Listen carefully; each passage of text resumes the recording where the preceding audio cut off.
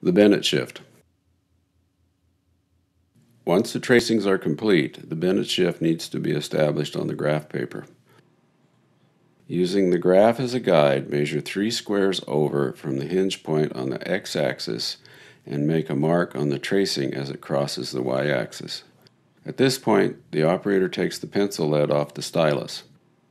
If the operator fails to do this, the pencil lead will make inadvertent marks on the graph paper, confusing the interpretation of the tracing. The patient is then asked to move the mandible laterally until the stylus is positioned over the newly added mark. When the stylus is in position against the graph paper, the stop is then eased up to the sidearm. Moderate pressure is then applied to the angle of the mandible, causing it to move sideways, registering the shift. If the indicator falls between the marks, record the next largest half-millimeter width. Panadent developed condylar analogs with side shifts from 0.5 to 2.5 millimeters. The measurement seen here was a little over 1 millimeter, so the Bennett shift was increased to 1.5. In this series, the gross movements can be seen. The patient moves forward and back and then slides laterally to position the stylus over the mark on the graph paper. The operator then positions the stylus and the stop so that it is against the sidearm and on the graph paper. Moderate pressure to the mandible causes the shift to happen, and in this instance it is 2.5 millimeters.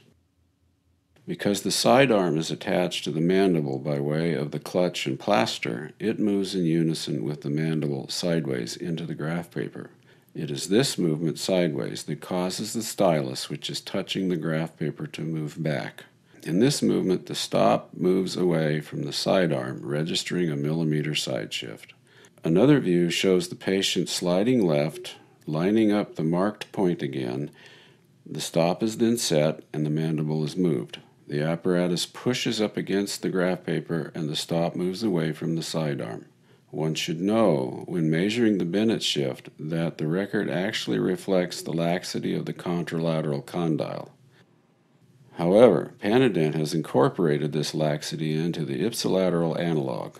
The appropriate condylar analog can then be selected to be placed on the articulator. To be clear, the right side Bennett shift measurement of 2 millimeters would require placing a 2 millimeter motion analog on the right side of the articulator. The Bennett movements and analog selection are important to clinicians adhering to the gnathological paradigm of occlusion. It is important to this group in building their cases that the occlusal morphology conforms and does not interfere with the measured movements and laxities of the TM joints. In other words, joint movements determine the anatomy of the teeth, not the biology of optimally functioning dentitions found to occur in nature.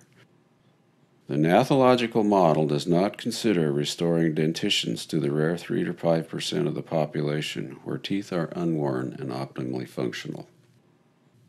These clinicians work within the adaptive physiology of the patient's stomatognathic system. The bioaesthetic group of clinicians place less emphasis on the Bennett shift in rehabilitative cases. The emphasis here focuses more on the biological model of occlusion found in ideally optimally functioning dentitions. These people are about 3 to 5% of the population. The vertical chewing pattern found in these naturally occurring unworn dentitions does not seem to be affected by the Bennett movement of the condyles. The proprioceptive guidance provided by the sharp cuspids and genetic tooth morphology seems to override the Bennett movement.